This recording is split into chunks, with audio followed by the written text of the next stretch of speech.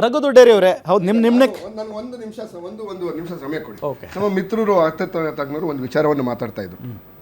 1991ರಲ್ಲಿ ಮನಮೋಹನ್ ಸಿಂಗ್ ಅವರು ಮತ್ತೆ ಇವರು ನಮ್ಮ PV ನರಸಿಂಹರಾವ್ ಅವರು ಇದ್ದಾಗ ಇದೇ ಗೋಲ್ಡನ್ನು ಇದು ಏನು ನಮ್ಮಲ್ಲಿ ಇದಿರಲಿಲ್ಲ, ಏನು ಫಾರೆಕ್ಸ್ ರಿಸರ್ವ್ ಇರಲಿಲ್ಲ. ಆ ಫಾರೆಕ್ಸ್ ರಿಸರ್ವ್ ಅಂದರೆ ಇಂಪೋರ್ಟ್ ಮತ್ತು ಟ್ರೇಡ್ ಬ್ಯಾಲೆನ್ಸನ್ನು ಮಾಡೋದಕ್ಕೆ ನಾವು ಫಾರೆಕ್ಸ್ ರಿಸರ್ವ್ ಅಂತ ರಿಸರ್ವ್ಡ್ ಅಮೌಂಟ್ ಇರ್ತೀವಿ. ಆ ಅಮೌಂಟನ್ನು ಕಮ್ಮಿ ಆಗಿಬಿಟ್ಟಿತ್ತು, ಖಾಲಿ ಆಗಿಬಿಟ್ಟಿತ್ತು. ಯಾರು PV ನರಸಿಂಹರಾವ್ ಅವರು, ಮನಮೋಹನ್ ಸಿಂಗ್ ಅವರು ಭಾರತ ದೇಶದ ಗೋಲ್ಡನ್ನು ಫ್ಲೆಡ್ಜ್ ಮಾಡಿ ಅದನ್ನು ಟ್ರೇಡ್ ಬ್ಯಾಲೆನ್ಸನ್ನು ಮಾಡಿದ್ರು ಅಂತೇಳಿ. Thank you. ಇದು ಇಡೀ ದೇಶದ ಜನತೆಗೆ, ರಾಜ್ಯದ ಜನತೆಗೆ ಒಂದು ಸತ್ಯವನ್ನು ಹೇಳ್ತೇನೆ. ಇವತ್ತು ಕಾಂಗ್ರೆಸ್ ಸರ್ಕಾರ 1991 21 ಜೂನ್ 1991ರಲ್ಲಿ PV ನರಸಿಂಹರಾವ್ ಅವರು ಪ್ರಧಾನಮಂತ್ರಿಗಳಾದರು. ಅಂದ್ರೆ ಖಾಲಿ ಆಗಿತ್ತು ಖಜಾನೆ. ಅಂದ್ರೆ ಯಾರು ಮಾಡಿದ್ದು? ಹಿಂದೆ ಇದ್ದವರು ಖಾಲಿ ಮಾಡಿ ಹೋಗಿದ್ರು. ಆ ಖಾಲಿ ಮಾಡಿದಂಥ ಕರ್ಮದಿಂದ ನಾವು ಅವತ್ತು ಮನಮೋಹನ್ ಸಿಂಗ್ ಅವರು ಈ ದೇಶವನ್ನ ಏನು ಅಂದಿನ ಕಾಲಕ್ಕೆ 110 ಕೋಟಿ ಜನ ಇದ್ದಂಥ ಜನರನ್ನ ಹೇಗಾದರೂ ಮಾಡಿ ಫಾಲೋ ಮಾಡಬೇಕು ಅಂತೇಳಿ ಅವತ್ತು ನಾವು ಏನು ಓಪನ್ ಮಾರ್ಕೆಟ್ಗೆ ಅವತ್ತು ನಾವು ಓಪನ್ ಆಗಿದ್ದು. ಅವತ್ತು ಭಾರತ ದೇಶ ಏನಾದರೂ ಒಂದು ಇದು ಬದಲಾವಣೆ ಆಗಿದೆ ಅಂದರೆ ಅದು 1991ರ ನಂತರ ಏನು ನಮ್ಮ ಭಾರತ ದೇಶ ಇಡೀ ಪ್ರಪಂಚಕ್ಕೆ ಒಂದು ಓಪನ್ ಎಕನಾಮಿಯನ್ನು ಮಾಡಿದ್ವಿ. ಅದಾದ ನಂತರ ದೊಡ್ಡ ದೊಡ್ಡ ಕಂಪನಿಗಳು ಬಂದು ಅನ್ಎಂಪ್ಲಾಯ್ಮೆಂಟ್ಗಳಿದ್ದು ಎಂಪ್ಲಾಯ್ಮೆಂಟ್ ಜನರೇಟ್ ಆದೋ, ದೇಶದಲ್ಲಿ ಆರ್ಥಿಕ ಪುನಶ್ಚೇತನ ಶುರುವಾಯಿತು. ಈ ದೇಶದ ಎಕನಾಮಿಕ್ ಪಿತಾಮಹ ಯಾರನ್ನ ಇದ್ರೆ ಅದು ಮನಮೋಹನ್ ಸಿಂಗ್ ಅವರು ಮತ್ತೆ PV ನರಸಿಂಹರಾವ್ ಅವರು. ಎಲ್ಲ BJP ಒಪ್ಕೊಳ್ತಾರೆ. ಎಸ್, ನಮ್ಮ ದೇಶದ ವಿಶ್ವ ಆರ್ಥಿಕ ಏನು ನಾವು ಗ್ಲೋಬಲೈಸೇಷನ್ಗೆ ನಾವು ಅಡಾಪ್ಟ್ ಆದಾಗ ನಮ್ಮ ದೇಶಕ್ಕೆ ಎಲ್ಲ ದೊಡ್ಡ ದೊಡ್ಡ ಕಂಪ್ನಿಗಳು ಬಂದು ಇಲ್ಲಿ ಎಂಪ್ಲಾಯ್ಮೆಂಟ್ ಜನರೇಟ್ ಆಯಿತು, ಎಕನಾಮಿಕ್ ಆಕ್ಟಿವಿಟಿ ಜಾಸ್ತಿ ಆಯಿತು. ಅದು ಒಂದು ಸತ್ಯ ಈ ದೇಶಕ್ಕೆ ತಿಳಿಸ್ಬೇಕಾಗಿತ್ತು. ನಾನು ಕೇಳ್ತೇನೆ, ಮೊನ್ನೆ ಏನು 6% ಇದ್ದು 15% ಆಯ್ತಲ್ಲ, ಏನು ನಮ್ಮ ಗೋಲ್ಡ್ ಇದನ್ನ ಏನು ಟ್ಯಾಕ್ಸ್ ಅನ್ನು 15% ಇನ್ಕ್ರೀಸ್ ಮಾಡಿದ್ರಲ್ಲ, ಆಯ್ತು, ಅದು ಇಂಪೋರ್ಟ್ಗೆ ಹೇಳಿದ್ದು ನೀವು ಜಾಸ್ತಿ ಮಾಡಿರೋದು. ಆದರೆ ಆಲ್ ಆಫ್ ಸಡನ್ ಗೋಲ್ಡ್ ಬೆಲೆ ಜಾಸ್ತಿ ಯಾಕಾಯ್ತು ಅಂದ್ರೆ ಏನು ಇಂಪೋರ್ಟ್ ಮಾಡಕ್ಕೆ ಅಟ್ಲೀಸ್ಟ್ ಒಂದು ವಾರ ಬೇಕು ಅಂತ ಅಂದ್ರೆ ಇಂಪೋರ್ಟ್ ಆದಂತ ವಸ್ತುಗಳ ಮೇಲೆ 6% 6ರಿಂದ 15% ಆಗಿರೋದು ಎಫೆಕ್ಟಿವ್ ಬಂದು ಯಾವಾಗ ಆಗಬೇಕು? ಇಂಪೋರ್ಟ್ ಆದ ನಂತರ. ಆದರೆ ಗೋಲ್ಡ್ ಬೆಲೆ ಜಾಸ್ತಿ ಆಗ್ತಿದೆ ಇಮಿಡಿಯೇಟ್ ಆಗಿ ಆಯ್ತು ಅಂತಂದ್ರೆ ಅದಕ್ಕೆ ಮೂಲ ಕಾರಣ ಯಾರು? ಅದನ್ನ ತಡೆಗಟ್ಟೋರು ಯಾರು ಫೇಲ್ಯೂರ್ ಅದು? ಸೊ ಯಾಕೆ ಅಂತ ಇಲ್ಲಿ ದೇಶದ ಜನರನ್ನ ಏನು ಜಿಗಣೆ ರಕ್ತ ಹಿಂಡುತ್ತಲ್ಲ, ಅದು ಇಪ್ಪೆ ಮಾಡಿ ಅವ್ರನ್ನ ಹೇಗಾದ್ರೂ ಸಾಯಿಸ್ಬೇಕು ಅಂತ ಹೇಳಿ ಮಾಡ್ತಾ ಇರ್ತಕ್ಕಂಥ ಒಂದು ಪ್ಲಾನ್. ಇನ್ನು ಮೂರನೇದು ಒಂದೇ ಹೇಳ್ತೀನಿ ಕೇಳಿ. ಗೋಲ್ಡ್ ಮತ್ತೆ ಪೆಟ್ರೋಲು ಇವತ್ತು ಏನು ಸಡನ್ ಆಗಿ ಜಾಸ್ತಿ ಆಗಿಲ್ಲ. 2014ರಲ್ಲಿ ಇನ್ನು 782 ಬಿಲಿಯನ್ ಇದನ್ನ ಇಂಪೋರ್ಟ್ ಮಾಡ್ತಾ ಇದ್ವಿ ನಾವು. 782 ಬಿಲಿಯನ್ ಆಗ ಇಂಪೋರ್ಟ್ ಮಾಡ್ತಾ ಇದ್ವಿ. ಈಗೇನು ಕಮ್ಮಿ ಆಗಿಲ್ಲ, 712ಕ್ಕೆ ಇಳಿದಿದೆ ಈಗ ಅಷ್ಟೇ. 780 ಸ್ವಲ್ಪ ಕಮ್ಮಿ ಆಗಿದೆ. ಪೆಟ್ರೋಲು ಮತ್ತೆ ಡೀಸೆಲ್ ತುಂಬಾ ಏನು ಅವಾಗೂ ಇವಾಗ ತುಂಬಾ ಇಂಪೋರ್ಟ್ ಏನು ಜಾಸ್ತಿ ಆಗಿಲ್ಲ. ಅಂದ್ರೆ ನಾನು ಕೇಳ್ತಾ ಇರ್ತಕ್ಕಂಥ ಪ್ರಶ್ನೆ ಏನು ಅಂತಂದ್ರೆ, 10 ವರ್ಷದ ಹಿಂದೆ ನಾವು ಗೋಲ್ಡು, ಪೆಟ್ರೋಲು, ಡೀಸೆಲ್ ಅನ್ನ ನಾವು ಏನು ಇಂಪೋರ್ಟ್ ಮಾಡ್ತಾ ಇದ್ವಿ, ಈಗಲೂ ಸರಿ ಸುಮಾರು ಒಂದು 5% ಅಥವಾ 10% ಇನ್ಕ್ರೀಸ್ ಆಗಿದೆ. ಆದ್ರೂ ಕೇವಲ 10% ಆದ್ರೂ ಕೂಡ ಯಾಕೆ ಡಾಲರ್ ಬೆಲೆ 60 ಇದ್ದಿದ್ದು ಅಥವಾ 55 ಇದ್ದಿದ್ದು ಈಗ ಸರಿ ಸುಮಾರು 100ಕ್ಕೆ ದಾಟಾಗ್ತಾ ಇದೆ. ಅಂದ್ರೆ ನಮ್ಮ ಇಂಪೋರ್ಟ್ ಬೇರೆ ಏನು ಮ್ಯಾನುಫ್ಯಾಕ್ಚರಿಂಗ್ ನಾವು ಬೇರೆ ವಸ್ತುಗಳನ್ನು ಇಂಪೋರ್ಟ್ ಮಾಡ್ತಾ ಇದೀವಿ ಅಂತ ಅರ್ಥ.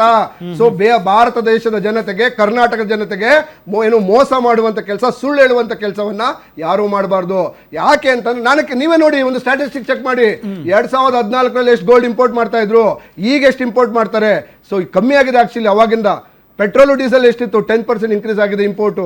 ಅವಾಗೇನೋ ಬಿಲಿಯನ್ ಲೀಟರ್ಸ್ ತಗೋತಾ ಇದ್ವಿ, ಈಗಲೂ ಒಂದು 1 ಬಿಲಿಯನ್ ಎಕ್ಸ್ಟ್ರಾ ಆಗಿರ್ಬೋದು ಅಷ್ಟೇ. ಓಕೆ, ಸೊ ನಾನು ಲಾಸ್ಟ್ ಒಂದು 30 ಸೆಕೆಂಡ್ಸ್. ಸೊ ಅವಾಗಿದ್ದು ಇವಾಗ್ಲೂ ಇದೆ ಅಂತ ಅಂದ್ರೆ, ಅವಾಗಿದ್ದಷ್ಟು ಈಗಲೇ ಇದೆ ಅಂತ ಅಂದ್ರೆ, ನಿಮ್ಮ ಡಾಲರ್ ಬೆಲೆ ಜಾಸ್ತಿ ಆಗಿದೆ ಅಂತಂದ್ರೆ ಅದಕ್ಕೆ ಮೂಲ ಕಾರಣ ಏನು? ಅದನ್ನ ಕಂಡುಹಿಡಿಬೇಕು. ಅದಕ್ಕೆ ಮೂಲ ಕಾರಣ ಏನು ಇಲ್ಲ.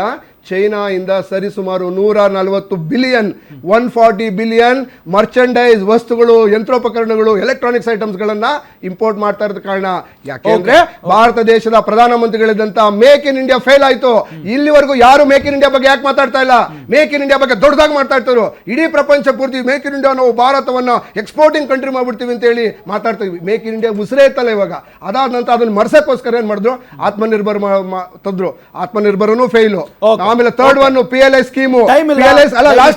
PLI ಸ್ಕೀಮು ಫೇಲ್ ಆಯ್ತು. ಅಂದ್ರೆ ಇಟ್ಸ್ ಎ ಫೇಲ್ಡ್ ಮಾಡೆಲ್. ಈ ದೇಶವನ್ನ ಸಮರ್ಥವಾಗಿ ನಡೆಸುವಂತ ಯೋಗ್ಯತೆ ನರೇಂದ್ರ ಮೋದಿ ಅವರಿಗಿಲ್ಲ. ದಯವಿಟ್ಟು ದೇಶ ಬಿಟ್ಟು ದಯವಿಟ್ಟು ಅಧಿಕಾರದಲ್ಲಿ ನೋಡಿ PV ನರಸಿಂಹರಾವ್ ಅವ್ರದ್ದು ಹೇಳಿದ್ರು, ಮಹಾನ್ ಆರ್ಥಿಕ ತಜ್ಞರು ಅಂತ ಹೇಳಿ. ಅವತ್ತು 64 ಟನ್ ಚಿನ್ನವನ್ನ ಯಾಕೆ ಹಡ ಇಟ್ರು ಅಂತಕ್ಕಂಥದ್ದನ್ನು ಅದನ್ನ ಜನ ಗೊತ್ತಿದೆ, ಜನಗಳು ತಿಳ್ಕೊಂಡಿದ್ದಾರೆ. ಅದಾದ್ಮೇಲೆ ಮೇಕ್ ಇನ್ ಇಂಡಿಯಾ ಮಾತಾಡಿದ್ರು. ಇವತ್ತು ಯಾವುದೇ ಮೊಬೈಲ್, ಇಡೀ ದೇಶದಲ್ಲಿ ಮೊಬೈಲ್ ಆಗಿರ್ಬೋದು, ಮತ್ತೊಂದಾಗಿರ್ಬೋದು, ನರೇಂದ್ರ ಮೋದಿ ಅವರು ಅಧಿಕಾರಕ್ಕೆ ಬಂದ ಮೇಲೆ ನಮ್ಮ ದೇಶದಲ್ಲೇ ತಯಾರು ಮಾಡಬೇಕು ಅಂತಕ್ಕಂಥ ಎಲ್ಲ ಮೇಕ್ ಇನ್ ಇಂಡಿಯಾ ಇದೆ, make in China, make in Hong Kong, make in America ಅಂತ ಯಾವುದು ಬರ್ತಾ ಇಲ್ಲ.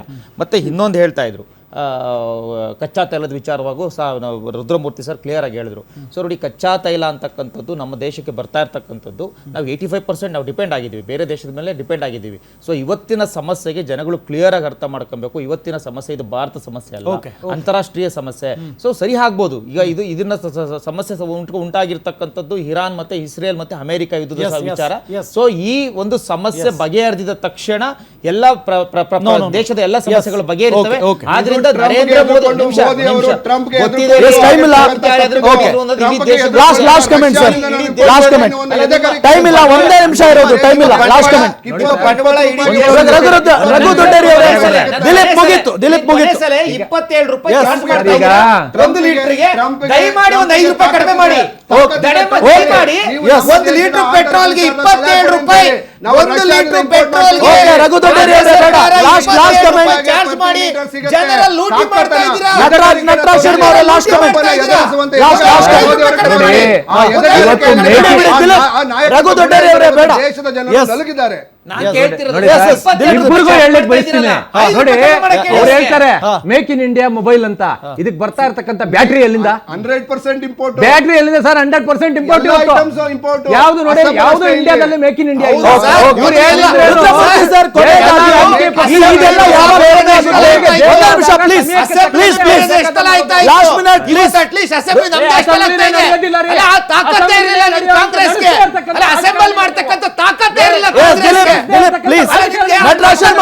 ನಿಮ್ಮ 2 ಪಕ್ಷದಲ್ಲಿರ್ತಕ್ಕಂಥ ಯಾವತ್ತಾದ್ರೂ ನ್ಯಾಯಯುತವಾಗಿ ಸಾರ್ವಜನಿಕರಿಗೆ ಏನ್ ಬೇಕು ಅಂತ ಡಿಸ್ಕಷನ್ ಮಾಡಿದೀರಾ?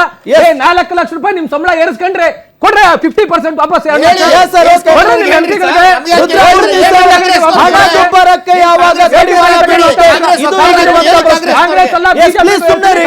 ದಯವಿಟ್ಟು ನಟರಾಜ್ ಶರ್ಮಾ ಅವರೇ ಹೇಳ್ತೀನಿ, ನಾಚಿಕೆ ಇದ್ರೆ ನಿಮ್ಮ ಸಂಬಳ ಮಾಡ್ಕೊಂಡಲ್ಲ 50% ಗ್ಯಾರಂಟಿ ಅನುಷ್ಠಾನಕ್ಕೆ ಒಬ್ಬೊಬ್ರಿಗೆ 5 ಲಕ್ಷ ಕೊಡ್ತಾ ಇದ್ದಾರಲ್ಲ.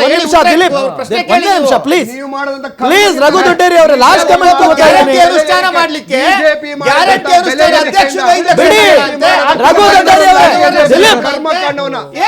Last comment. ಓಕೆ, ಜನರನ್ನ thank you so much sir, time ಸಿಗ್ಲಿಲ್ಲ. ಥ್ಯಾಂಕ್ ಯು ಸೋ ಮಚ್ ಎಲ್ಲರಿಗೂ ಕೂಡ. ವೀಕ್ಷಕರೇ, ಬೆಕ್ಕು ಯಾವಾಗ್ಲೂ ಹೇಳ್ತೀನಿ, ಬಿಳಿದಾಗಿರ್ಲಿ ಬೆಕ್ಕಿನ ಬಣ್ಣ ಮುಖ್ಯ ಅಲ್ಲ, ಬೆಕ್ಕು ಇಲಿ ಹಿಡಿಬೇಕಷ್ಟೇ ನಮಗೆ. ನೀವು ಕಾಂಗ್ರೆಸ್ ಆಗ್ಲಿ ಬಿಜೆಪಿ ಆಗ್ಲಿ ಕಿತ್ತಾಡೋದನ್ನ ನಿಲ್ಲಿಸ್ಬಿಟ್ಟು ದೇಶಕ್ಕೆ ಏನ್ ಒಳ್ಳೇದು ಬೇಕು, ದೇಶದ ಜನರಿಗೆ ಏನ್ ಒಳ್ಳೇದು ಬೇಕು ಅದನ್ನ ಮಾಡಿ ಅಂತ ಹೇಳ್ತೀನಿ. Thank you so much madam. Thank you, ನಿಮ್ಗೆ ಜಾಸ್ತಿ ಮಾತಾಡೋಕೆ ಅವಕಾಶ ಸಿಗಲಿಲ್ಲ. ಥ್ಯಾಂಕ್ ಯು ಸೋ ಮಚ್ ಎಲ್ಲರಿಗೂ ಕೂಡ. ವೀಕ್ಷಕರೇ ನೋಡಿದ್ರಲ್ಲ, ಒಂದಂತೂ ಸ್ಪಷ್ಟ, ಈ ಡಿಸ್ಕಷನ್ ಇಂದ ಅರ್ಥ ಆಗಿದ್ದು ದುಬಾರಿ ದುನಿಯಾಕ್ಕೆ ನಾವು ಅಡ್ಜಸ್ಟ್ ಆಗಲೇಬೇಕು. ಈ ಹಣದುಬ್ಬರ ಯಾವಾಗ ಕಡಿಮೆ ಆಗುತ್ತೆ ಅಂತ ಕಾದ್ ನೋಡೋಣ.